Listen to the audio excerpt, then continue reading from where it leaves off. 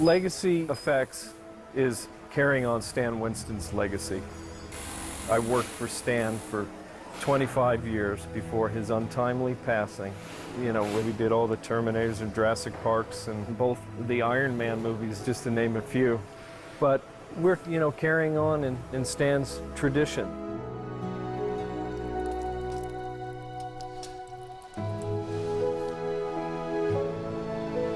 Adam. In this day and age where computers can do everything, most movies let the computers do everything because it's possible. You want to operate the next one, Steven? I'd love to. Okay. But what's brilliant about this, and Sean told me that it was advice from Steven Spielberg, he said, even though you're using visual effects for a lot of the robots, you need to create real ones. He said to me, look, I know Jurassic Park is a long time ago, and computer effects weren't what they are now, but by building some real dinosaur parts, we got a reality that got better performances from the actors because they were acting off of something real. Yeah. And it made the visual effects team know what the real thing looked like. And so it was really early advice that I got, and as a result of it, we built full-scale robots for real.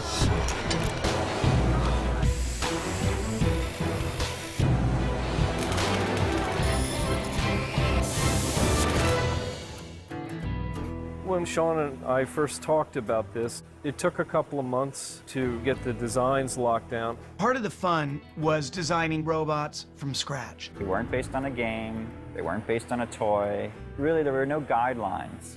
We wanted each one to have specific personalities, specific aesthetics, different color palettes. You know, you can write one sentence in a script about robot boxing, and then you have Tom walk in and look at you and say, by the way, before I go out and build a 9-foot robot that looks like a Shogun warrior with like LED lights that flash across his chest, do you want to talk about that a little bit?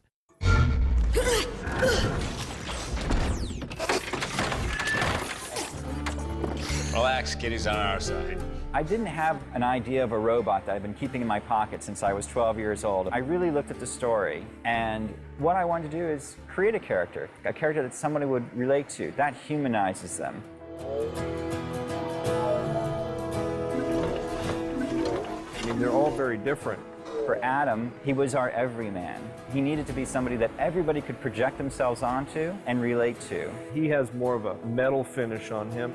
And the fencing mask became a way to say, you know what, his identity is somewhat hidden. You're gonna have to work a little harder to get in to see him. I mean, Ambush, bigger, more beat up, kind of like an early 60s muscle car that's faded out in the desert. And then there was Noisy Boy, who looks like a show car.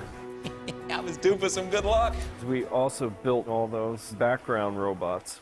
So we had to pack it all up and go up to Michigan. But you know, when you get there, it's like, okay, now it's time to jump in and bringing these things to life. We have 19 robots, each with great personality. Each one has their own mystique, a whole kind of story behind them. The robots are very, very sexy beasts. And I gotta tell you, these puppeteers who operate them are actors in their own right. They're actually SAG actors because these guys make this a living, breathing character. We had a replication of Adam, very similar to what we did back on Jurassic Park. Whatever Jason did, moving the head, and what the other guys did, moving shoulder area, neck, it translated in real time, one-to-one, right to the Adam puppet. When I first saw those real robots being puppeteered by these genius puppeteers moving, I instantly turned into a 10-year-old.